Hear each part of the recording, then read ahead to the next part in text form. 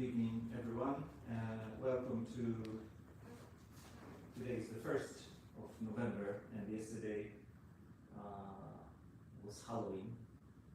And also here in Japan, I think it was last year that in Shibuya there was some accident, right, during the Halloween event. So yesterday, as far as I saw on the news, people were preparing not to, so that this kind of event wouldn't take place again. And probably it was okay yesterday. I didn't follow the news.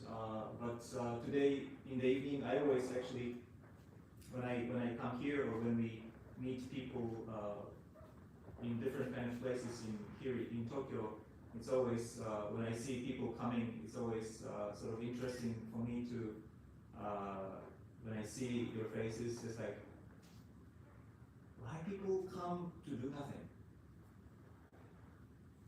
It's always actually sort of difficult to answer, because many people come to an event or come somewhere, go somewhere to achieve something, to get something, to realize something, to buy something, to understand something, different kind of ideas.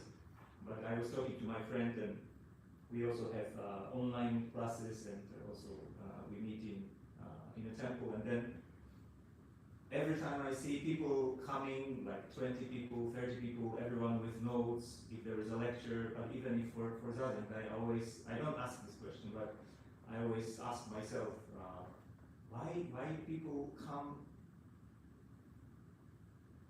and do nothing, actually, when you sit in stillness, in silence, right? So when you contrast this doing nothing with, for example, the craze that you can see, like yesterday we could see it in Shibuya, for example.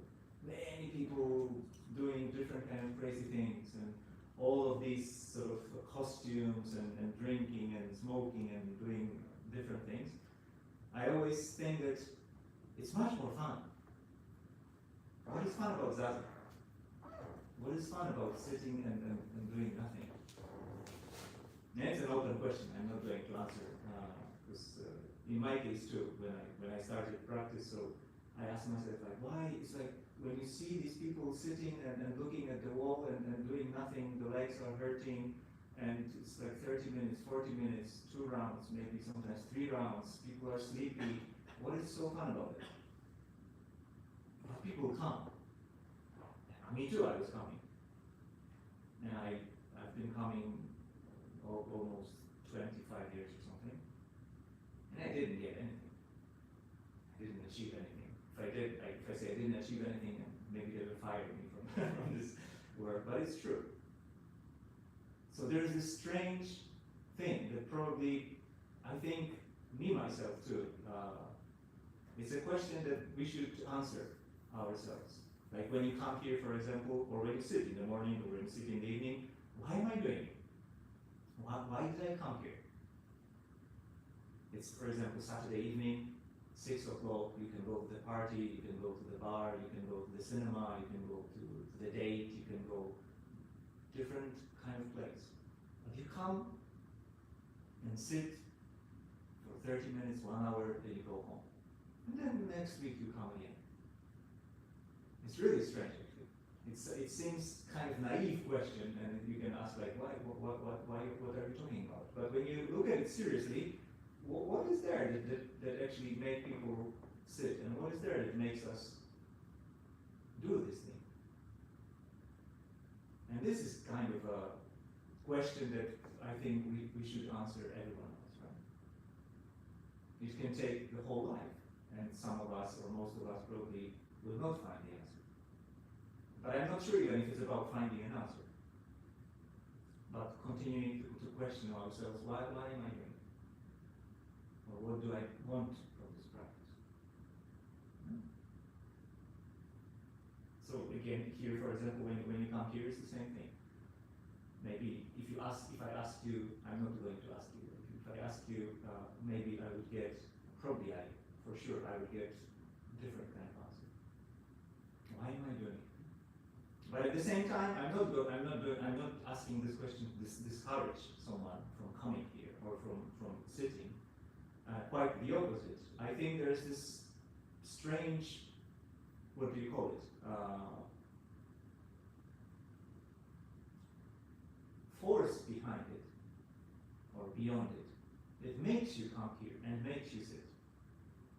And when you allow it to happen through you, through this body, whether it's for 15 minutes, whether it's 30 minutes, whether it's 40 minutes, then you can realize or you can answer this question, why am I doing it? And this is probably the most incredible thing about, as we say in this, at least in this tradition, just sit. Because when you sit, I talked to my friend the other day, he's from France, and he said that, because Zazen has to be like a crisis, crisis. And I don't say crisis that we are going to cry here, or we are going to sort of do some kind of strange thing, not in this way. But when you think about it, and when you think about your daily life, how we behave, we have our opinions, we have our judgments, we like this, we like that, we wait for someone to admire us, or we hate when someone scolds us. We all have this kind of sort of activities every day. But when you sit, all of these just crush. Nobody's going to admire you. Nobody's going to say this or that about you. Nobody's asking about your opinion. Nobody's asking you to make this or that decision. So suddenly you realize that it's all actually a human crisis. And I use this word in a positive sense, because it has to be a crisis. So every time we sit, there's a crisis. And we could say this is the kind of, in inverted commas, negative sign, or first step, we could say, in our sitting. But there is another step. When you, for example, now drones are very popular, and yesterday I was watching a documentary about Angkor Wat in Cambodia, maybe, and then they were using different kind of high technology, and they say, oh, many years ago we couldn't take a picture of the towers that are there because it was not possible to reach there. But now we have this technology, so they show around, we have this drone, and you have a smartphone, and then you can navigate it, and then drone goes up, and then whoa, you can see the whole area and the towers for the first time in history of humanity. You could see, oh, the tower looks this or that. So we could say that the Zazen is like getting or riding a drone. So you can see all these things that happen to us every day from the bird's view or from the drone's view. And usually it's the other way around. We have this jealousy here, we have this hatred here, we have this sleepiness here, we have this stress here, we have this, we have that, and we are all around, like playing in pachinko with all these balls and things like that. You are bumped into one another. But when you take a step back, as some Buddhist texts say, you have to take a step back and shed a light, right? As if you were riding a drone. And then you shed a light and you see, as one master said, you in Zazen, you see the whole world with one eye. So using the modern terminology, we could say, seeing the whole world with the eye of the drone. So you have this crisis here. Judgments, opinions, this, that, likes, dislikes, whatever you call it. But then when you take this drone-like view, then you see that you're not part of that. And this is another aspect of sitting. The dynamic one, that actually it gives you something, right? Not gives you in a way that you can get something out of it, but actually you find yourself that, hey, I don't have to participate in it. So the crisis is transformed into a positive thing. So some you, as we just talked before the class, you said that you have online classes and you say how to sit and explain people how to sit, etc. But sometimes it's so difficult to say to someone what is just sitting, right?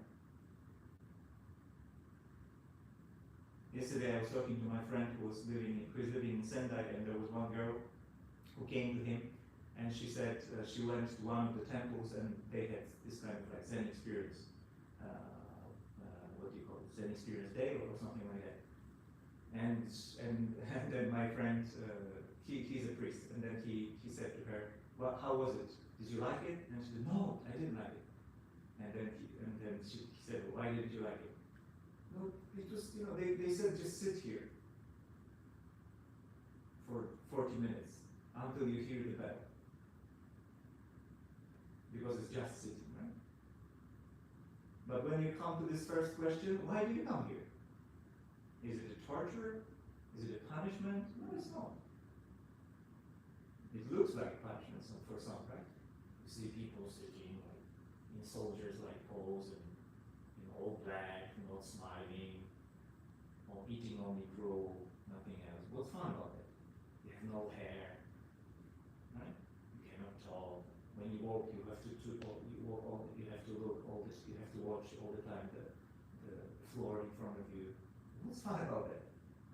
How can you find fun in that?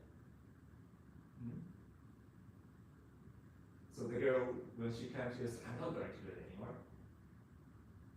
What's fun about it? They said just sit there for 30 minutes and that's that. It's a Zen. So it's very difficult actually. And I'm speaking from my own perspective here also. That it's, how can you explain it to others? But before explaining it to others, why am I doing it? I'm not doing it because I'm a son of the temple, right?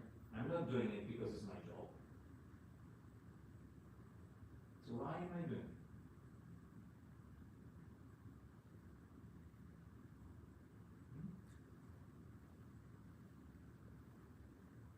So it's really difficult. And then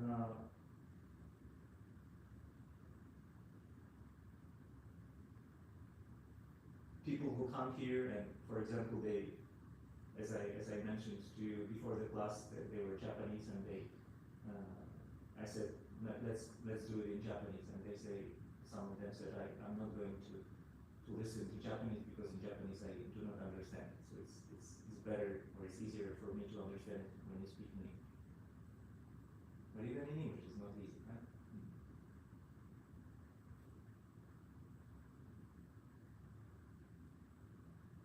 See? So why are we doing it?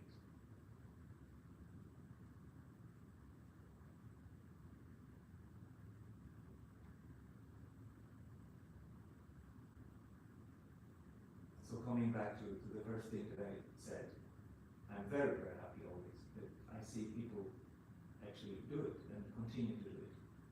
When we sit even 10 minutes, 15 minutes in silence. No Halloween, nothing, just sit, right? But somehow they do, they want to come, and they want to do it.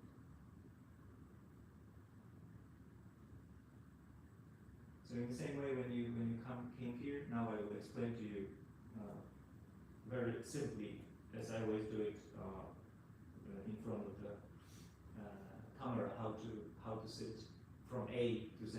So from the very beginning. If you have been doing it, it's not new for you, but it's always good to have this new, like a baby approach state of mind. I call it first date state of mind. If you go on the first date, it has to be, it's a first date, right? So you shave your beard, maybe you wear a suit, you have some perfume, You take care of the environment in the place where you are, whether it's restaurant or whether it's home or in a park, whatever it is. But there's this kind of what do you call it? Not stress, but you have this positive tension about the whole thing. So you cannot get used to it. Because when you have another date, the following week, and then you lose this feeling, then it can be your last date. You don't feel anything. Oh, you're yawning and say, oh, I'm sorry, I have the third date this week. What's fun about that? No fun about that. Probably the girl would notice and she would just find another more handsome boy, probably. So every date has to be first date, right? In Zen, we say every day is a good day, but I would change it and say every date has to be a first date. So every Zazen has to be first Zazen. And the most dangerous thing is to say, oh, I already know. I can skip that part. I learned about it 20 years ago. Right? We often do it, right? I've heard it so many times. There was a teacher, a Tibetan teacher, many, many years ago, and he was coming to Europe, and every time before coming to Europe, he was giving a lecture, he was giving a piece of paper, it was many, many years ago, with the subject of the talk. And he was a Tibetan teacher. And in Tibetan Buddhism, it's all very often the teachers teach about the hells, the hellish realms. And then every year he was teaching about hells. And then it was maybe fourth time or fifth time, I don't remember. And then he was coming again, and he came again. And then one of his students asked, so, what are you going to teach this time? What is the subject? And he answered, hells. And the student said, but I've listened to it, we've listened to it like already numerous times. And he said, but did you understand? And so it's the same thing. No matter, and especially in this sort of tradition, how many times can you listen about what to do with your legs? How many times can you listen about what to do with your spine? How many times do you listen to, oh, I have to do this like this, and then ears here, and ears here. So sometimes when I objectively, for example, look at how I explain to it, and I've been doing it for at least here for like 5 years now, and every month the same thing. So you can just skip it, right? Well, I don't need it. But then it's very easy to fall into this, what do you call it, this trap of, I already know that. And so let's start meditating, for example. We can skip this part and let's start meditating. Sometimes people have, looking at their watch. But this is very dangerous. So we always come back to this, well, you call it beginner's mind, but because of baby-like mind, or I would call it the first date. But every Zazen has to be the first Zazen in your life. And it's so fun. You don't know what will happen. What is it about? All these thoughts in your mind, emotions, maybe you have pain in your legs, different kind of things. But every time the same. It doesn't become chronic, like chronic disease, when you because you get used to it. But once you get used to it, it's not fun at all. You can sleep, you feel better than others because you've been doing it for 10 years maybe. Maybe people call you a teacher or lecturer or something. And you have all these guys coming here, doing it for the first time, but you feel different because I've been doing it for 20 years every day, so I know better. Oh, really? So it's like with this date, right? Oh, it's the 100th date. We've been dating for already 3 years. Probably it's not going to be a happy marriage like this. But when you keep this first date mind, it's completely different. Every day is a fresh, or as we say, every day is a good day. So this approach is very important when we come to practice together, right? So today too, with this approach, no matter how much you have listened to it, no matter how much you have known, just forget about it, and we have this first experience of sitting together in silence for 30 minutes or 40 minutes, right? So today we are going to do 2 short sittings, maybe about 15 minutes, and then in between we are going to do the so-called kinkin or walking meditation. So I will explain how to sit, and then I will explain how to do the kinkin part, and then again we will do another short period of Zazen, and we will finish with that, all right? So those of you who are sitting here, I can see you, but those of you who are in front of the cameras, I cannot see you. So as I say every time, take care of the place where you sit, and make sure that the place is not noisy. It's actually safe and it's quiet, so that you have this sacredness of the place. It's very, very important to have this sacred sort of atmosphere of the place. So you know that nobody will come to the room, you know that there's no dog barking all around, your wife with the frying pan, running after you, nothing of the sort. So you have this, your room, which is the room when you can really sit and spend 30 minutes or 1 hour in silence and stillness. It's very important. You don't have to sit on the highway, as some people do, or somewhere in the bar, as some of the people also do practice their patience, and I don't know what they practice. Everyone is dancing, and you sit in the middle. It's not the thing. So the quiet place is the really, really important thing. So here also very quiet, very wide. We can use this opportunity to practice together. All right.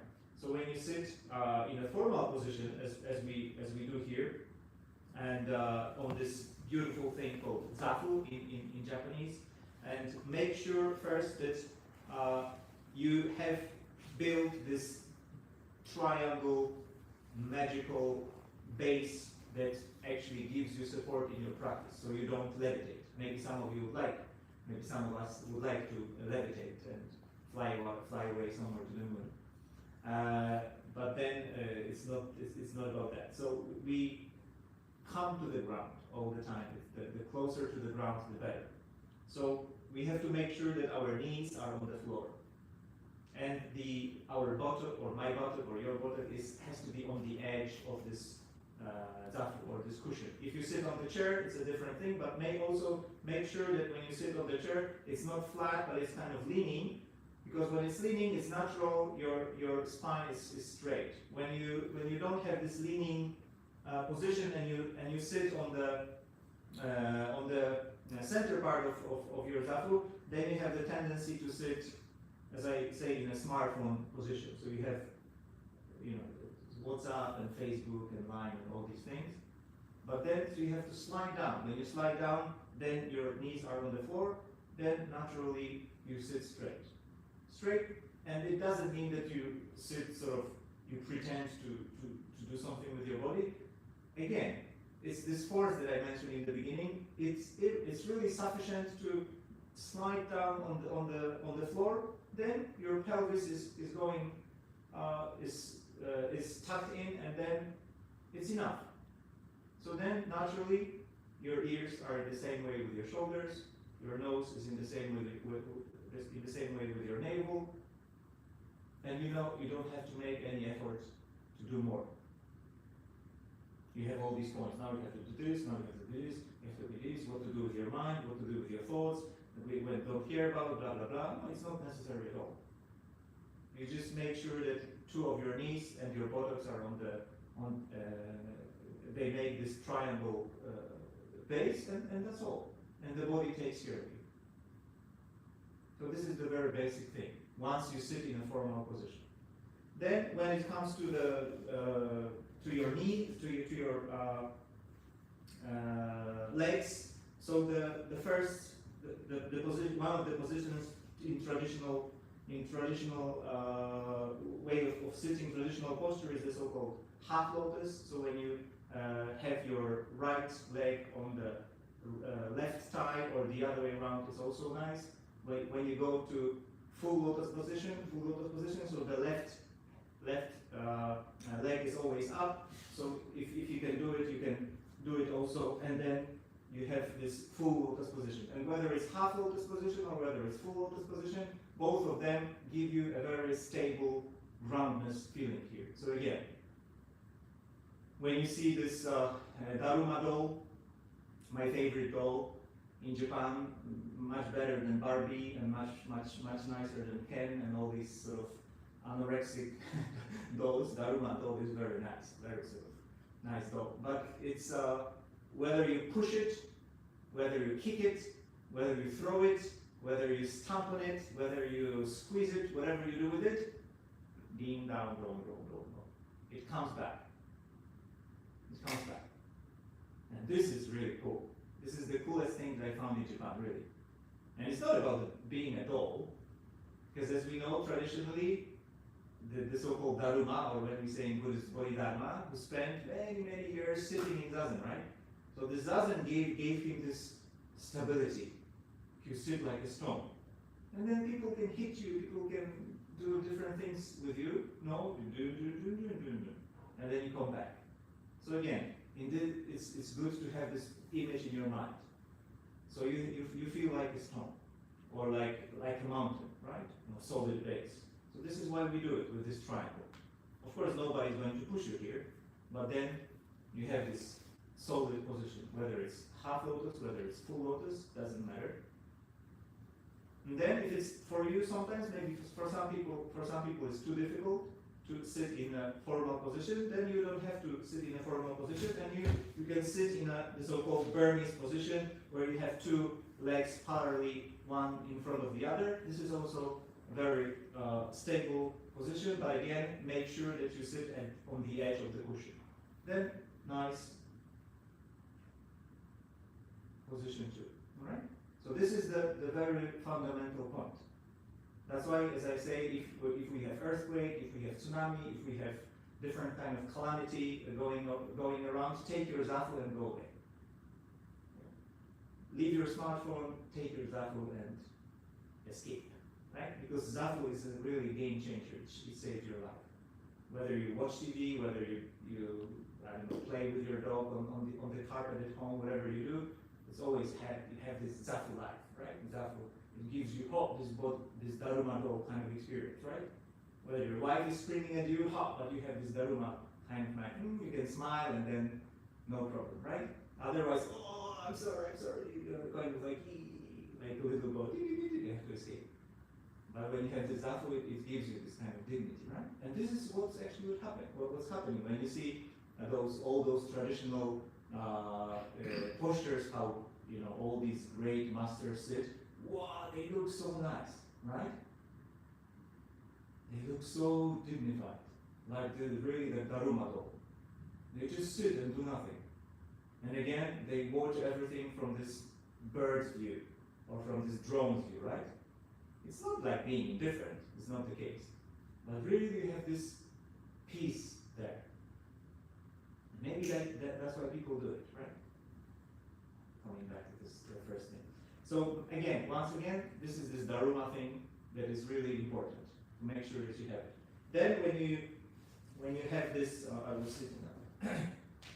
When you make sure that you have this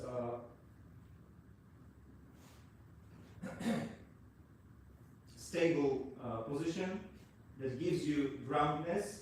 So at the same time, if you have this vertical.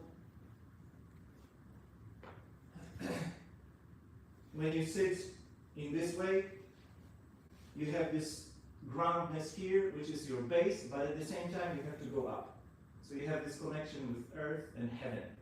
You're in between. Like the Buddha, when he was born, he raised his finger and said, "Oh, I'm the only one honored in this world, right? Between heaven and earth, or heaven and earth, right?" In the same way. So posture, the Zazen of posture is the symbol of the Buddha. We don't stick our hand here, but then it gives you the same feeling. So you are grounded here. You're not going to go anywhere, but at the same time you are connected to the heaven. So heavens and earth, and you are connected here. Right? So when you sit, and then as I said, your ears are in the same way with your shoulders. Then naturally you can put your hands on the below navel. And again, once you have this Darma position, you don't have to adjust it in any way. You just put it here naturally. You see? You can do with your hands whatever you want. Someone brings you coffee or tea, you can take it. Someone needs your help, you can help with your hands. Maybe you do also gassho. Different kind of things. You can grab things, you can ring a bell, you can scratch your chin or head, whatever you can readjust your rope, whatever you call it. It's all free, your hands are free. But then in Zazen, of course, you don't do all these things. And then you just put it here and you're at peace.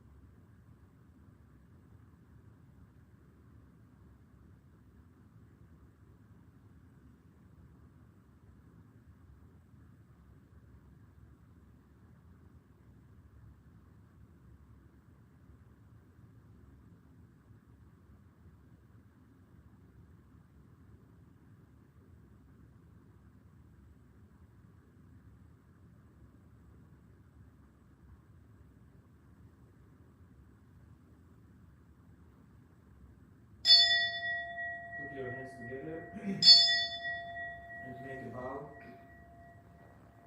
And before we stand up from the cushion, if you have been sitting on the cushion, sway a few times from left to right.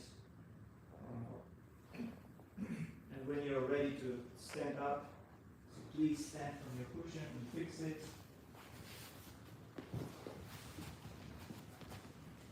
And as we did before,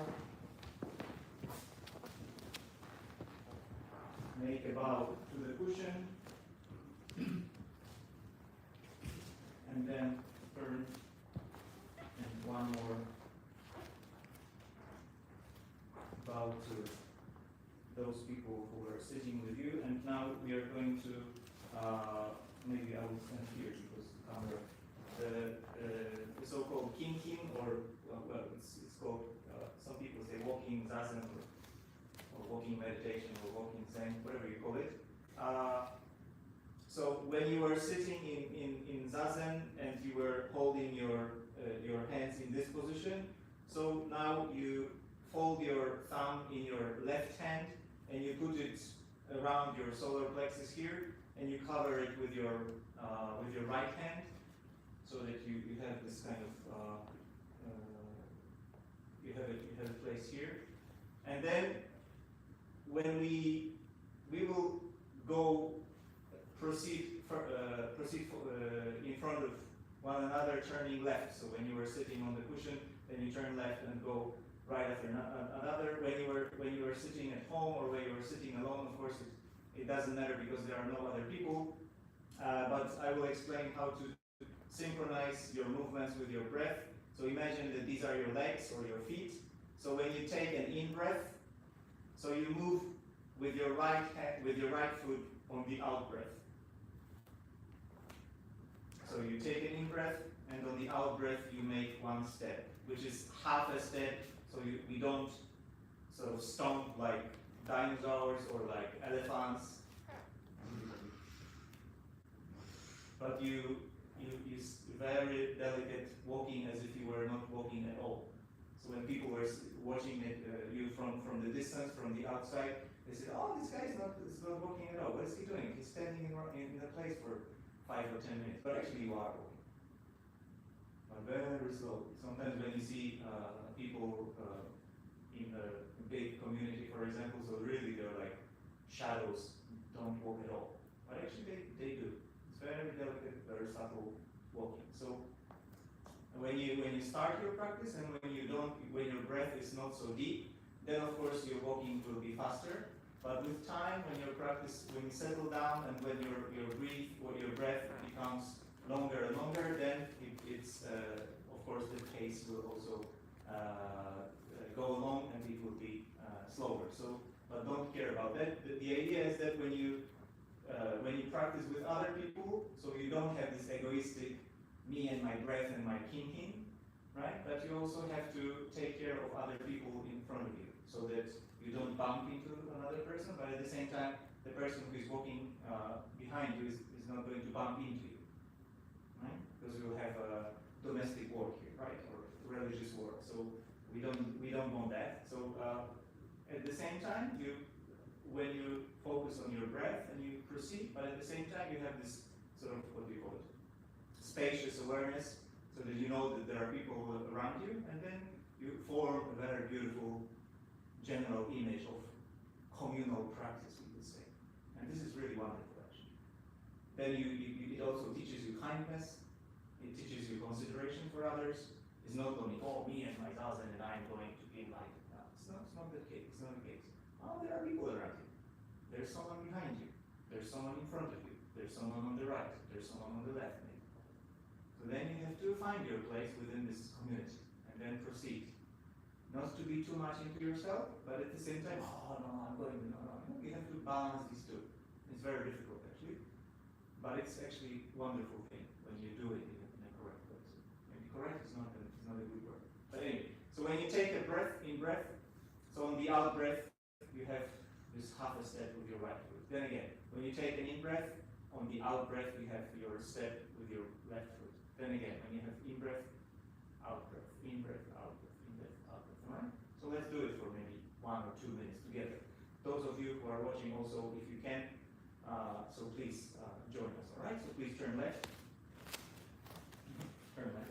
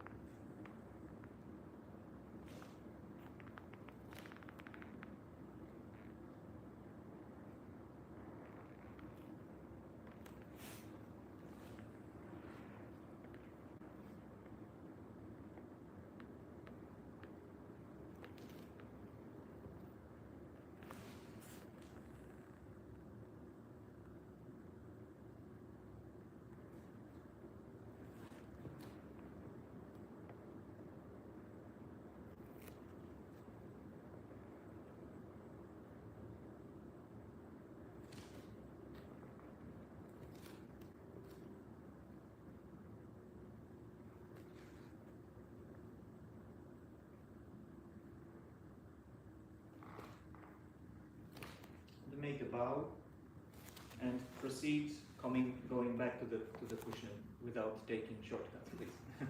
Go on.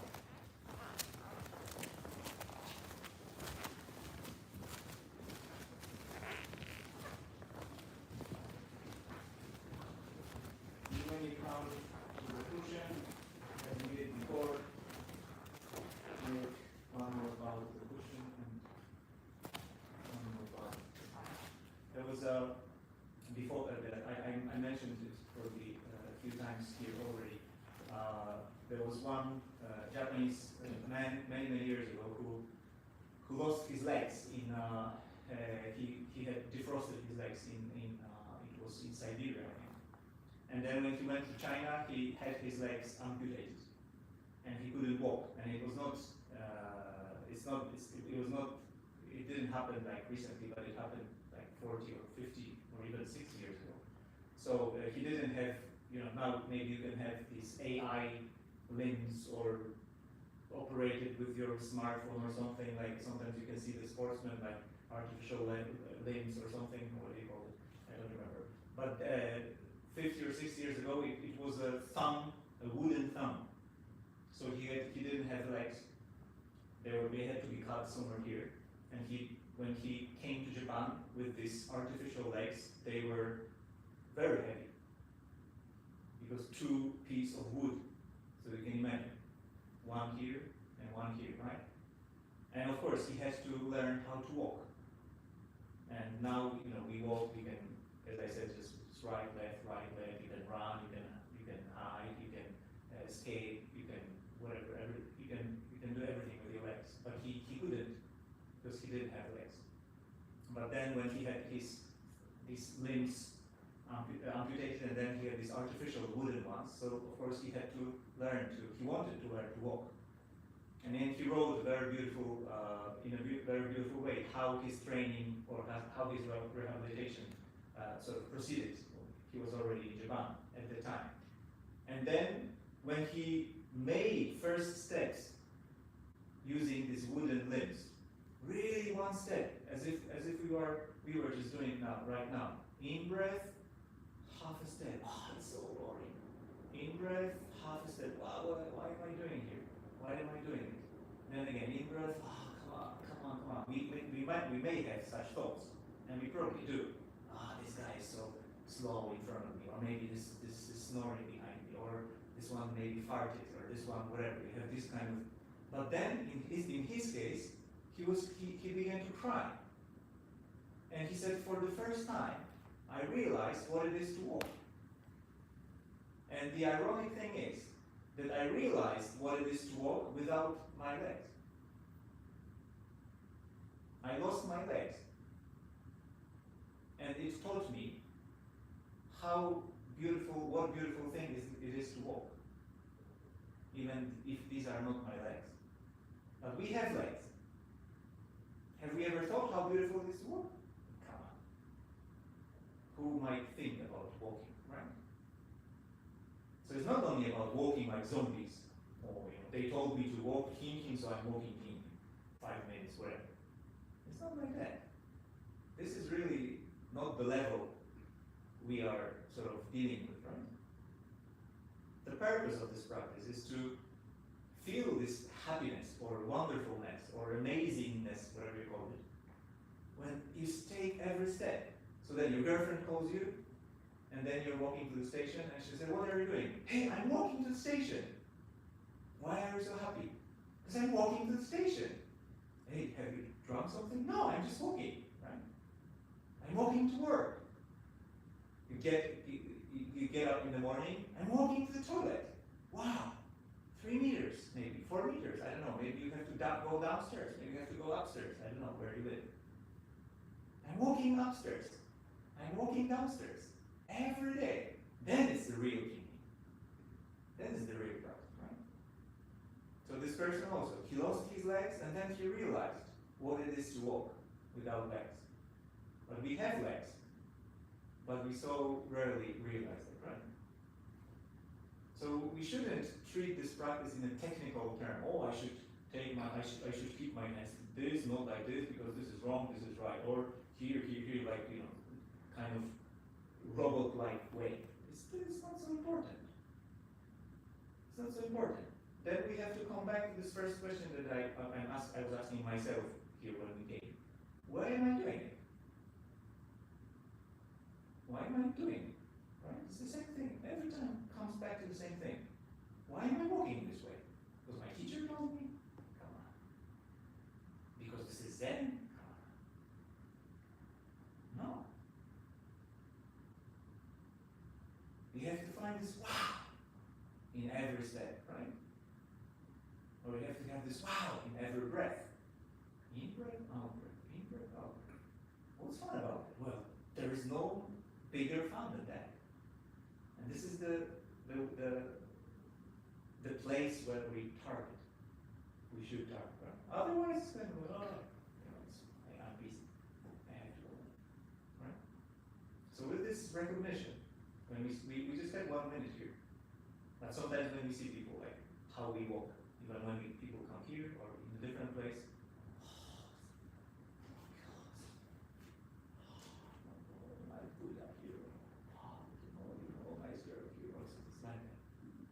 walking at all. Right? So it's very difficult, even one step, one breath, so difficult. Right? All right, so now we are going to have the second round of sitting, but before we were sitting facing each other, now we are going to sit facing the wall. So as you know, just sit down and turn so that you could sit facing the wall, and we will sit for 6 or 7 minutes, okay? Please.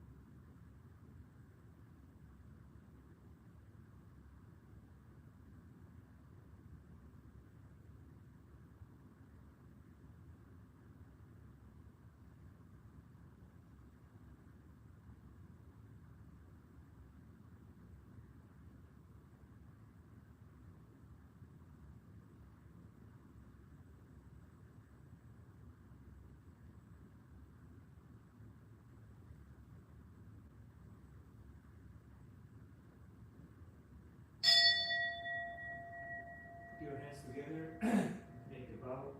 That's before you stand up, put your hands on your knees and make a few movements left and right. When you're ready, you can turn around and slowly stand up. And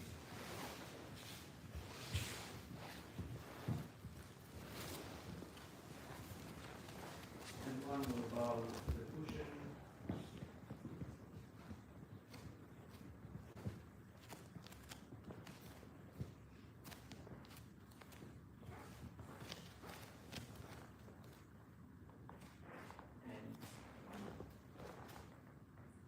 Thank you for joining the class today, and also thank you those who are watching. The next one will be before Christmas, somewhere around Christmas. So see you there. Have a nice evening.